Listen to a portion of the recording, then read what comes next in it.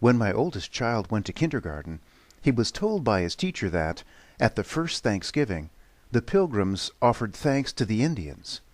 He found that very surprising. As a talkative lad, he spoke up, saying, "No, the Pilgrims gave thanks to God." For this he was reprimanded by his teacher, told he was not to use the word God again in the classroom, and sent home. I was stunned. Why would a kindergarten teacher falsify an important historical event in our nation's history? Why did she fear that the other children might hear mention of God in the classroom? After all, isn't the national motto of our country, "In God We Trust"?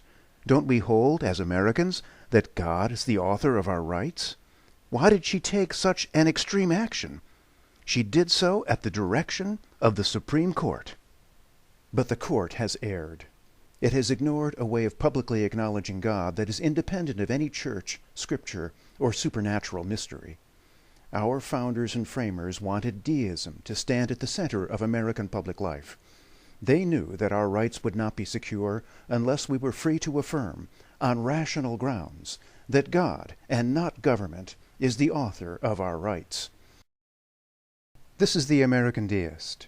For the next several minutes, I want to talk about American deism, its role at the founding of this country, and how this philosophical outlook has been suppressed by the federal judiciary. Our forgetfulness of this original religious understanding, a forgetfulness that has been forced on us by the Supreme Court, has enabled our government to grow out of control. We were meant to be a democratic republic in which the people exercise supreme authority. Instead, we have seen the rise of a judicial oligarchy in which political power is concentrated in the hands of a few unelected officials.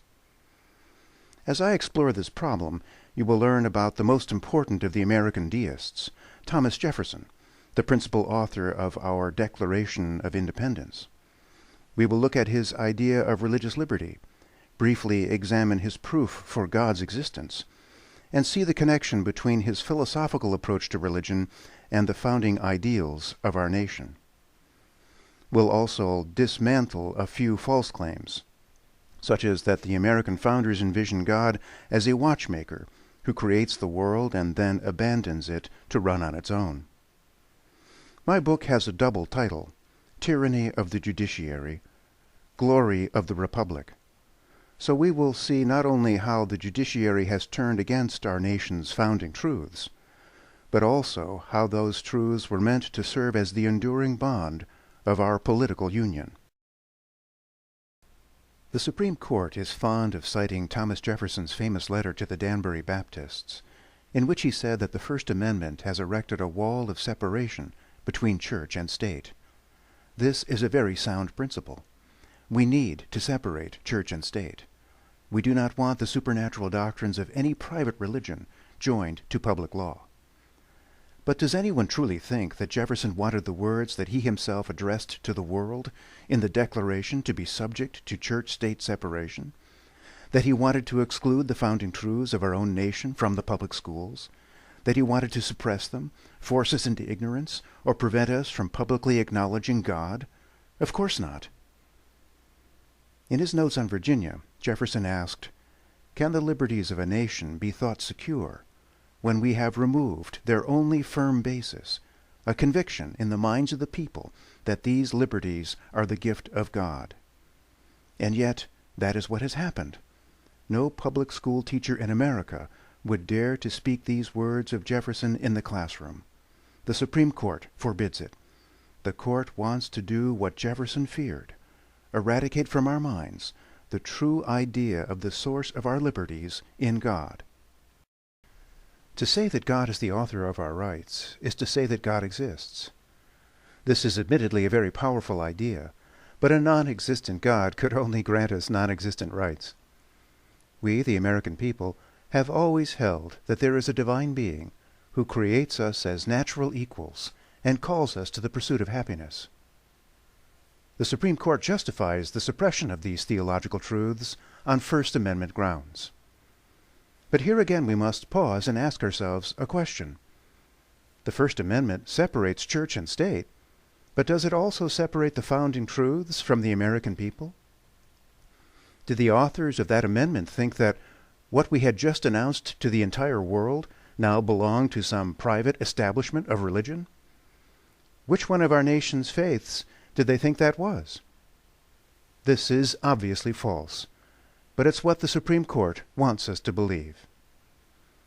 The court has overlooked something critically important. Thomas Jefferson and the intellectual leaders of the early republic were deists.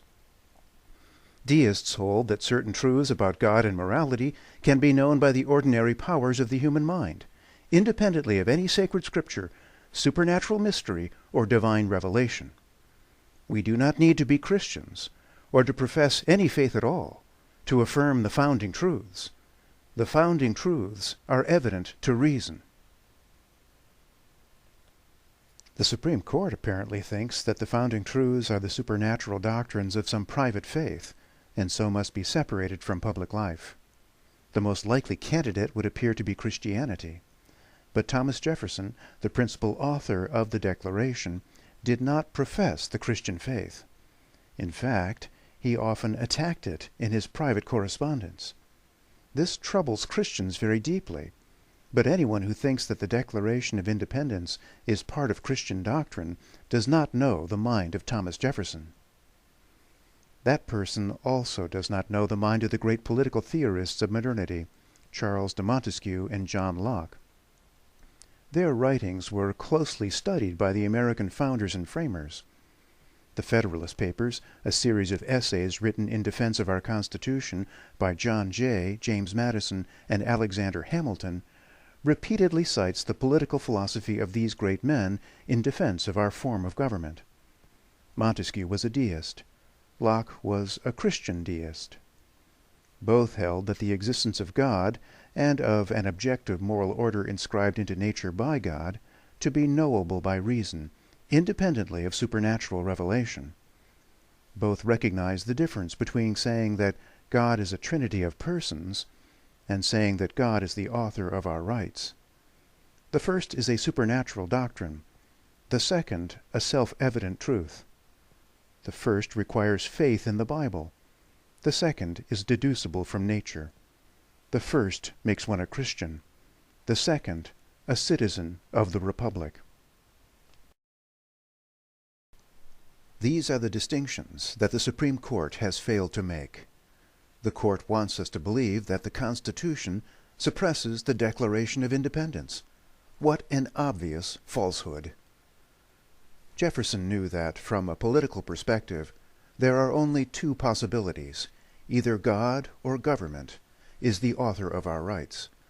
If God is the author, then our rights belong to us in nature, prior to government. They are inalienable. If government is their source, then rights are the arbitrary conventions of political power. What government gives us, it can also take away. Those who think that government is the author of our rights are fools, dangerous fools. The fact that the first principles of our republic include religious truths makes no difference whatsoever. Jefferson fought his entire life against the claim that these truths were the possession of some private religious faith. They belong to no church. They belong to no state. They belong to the American people.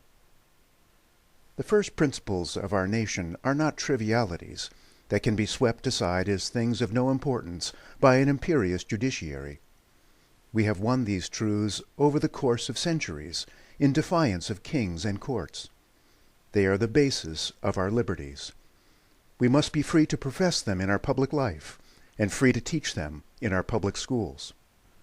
American deism recognizes that God directly invests the people with political power.